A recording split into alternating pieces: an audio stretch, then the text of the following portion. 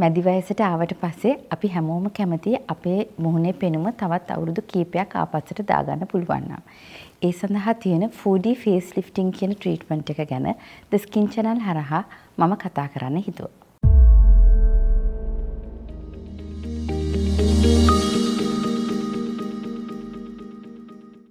වයසත් සමග සමය වෙන විවිධ වෙනස් වීම් අඩු කරන්න විවිධ ප්‍රතිකාර ක්‍රම අද වෛද්‍ය විද්‍යාවේ තියෙනවා. ඒ වයින් අතුරින් වඩාත් ප්‍රචලිත වෙලා තියෙන non surgical treatments. මේ non surgical treatments අතරිනුත් ඉතාමත් ප්‍රචලිත treatment එකක් තමයි 4D face lifting කියලා කියන්නේ. අපි බලමු මොකක්ද මේ 4D face lifting කියලා කියන්නේ කියලා. 4D face lifting ගැන කතා කරන්න කලින් මම නැවතත් මතක් කරන්න කැමතියි මොනවද මේ සම වයසට යනකොට සමේ ඇතිවන වෙනස්කම් කියලා. අපි වයසට යෑමත් සමගම ඒක ඇත්තටම මුලින්ම පෙන්වන්නේ සමෙන්. එතකොට සමේ හැම ස්තරයකම මගේ වෙනස්කම් ඇති වෙනවා. අපි උඩින්ම තියෙන අපේ චර්මය ගත්තොත් අපි චර්මයේ සෛලවල සමේ මතු පිටින් දුර්වර්ණ ගතියක් ඇති වෙන්න පුළුවන්. ඒ වගේම කලින් තිබිච්ච ග්ලෝ එක එහෙමත් නැත්නම් දීප්තිය අඩු වෙලා සමේ ඩල් ගතියක් ඇති වෙනවා.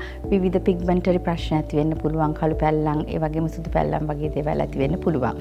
විශේෂයෙන්ම හිරු එළියට නිරාවරණය වෙන විට මේ වගේ දේවල් වැඩියෙන් ඇති වෙන්න පුළුවන්. ඒ වගේම තමයි අපි කලිනුත් කතා කරලා තියෙනවා වයසට යෑමත් සමගම සමයේ තියෙන කොලජන් ප්‍රමාණය නිෂ්පාදනය වීමත් අඩු වෙනවා.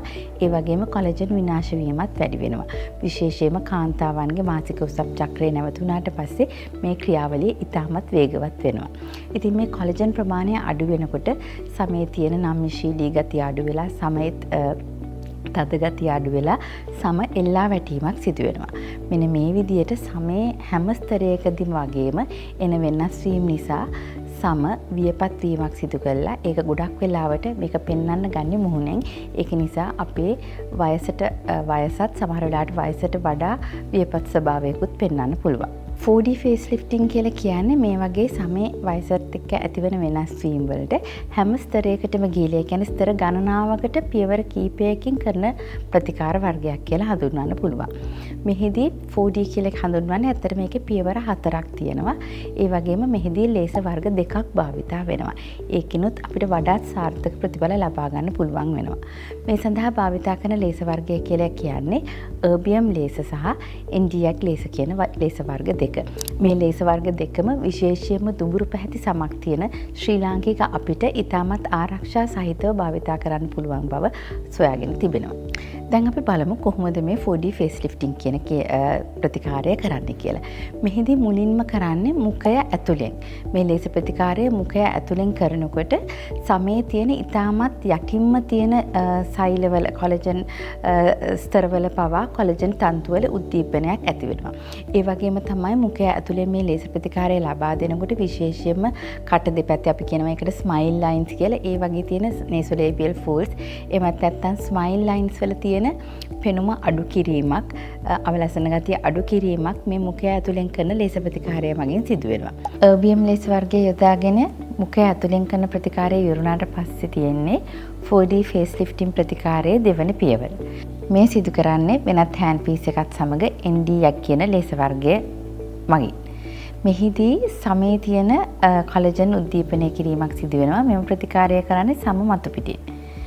ඊට පස්සේ තුන්වෙනි පියවර මේකත් සිදු කරන්නේ Nd:YAG ලේස වර්ගයම යොදාගෙන තමයි. නමුත් මෙහිදී අපි භාවිතා කරන ටෙක්නික් එක වෙනස් වෙනවා. මෙහිදී සම මත පිටින් ෆෑන් එකක් විදියට ඒකට අපි ෆෑනින් මෙතඩ් කියලා කියනවා.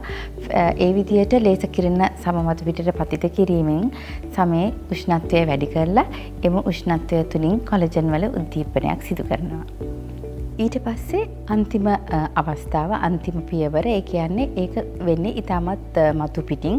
එහිදී සම මතු පිට තියෙන ඊටමත් සිහින් රැලි වලට සහ දුර්වර්ණ වීම වලට මෙම අවසානයේට කරන ලේස ප්‍රතිකාරයෙන් ප්‍රතිඵල ලැබෙනවා. මෙන්න මේ විදිහට 4D face lifting කියන එක සමයේ තියෙන විවිධ ස්තරවල තියෙන ගැටලු වලට පියවර 4කින් ප්‍රතිකාර කිරීමක් තමයි සිදු කෙරෙන්නේ. දැන් අපි බලමු මොකද්ද මේ 4D face lifting ප්‍රතිකාරයෙන් තියෙන විශේෂ වාසි කියලා.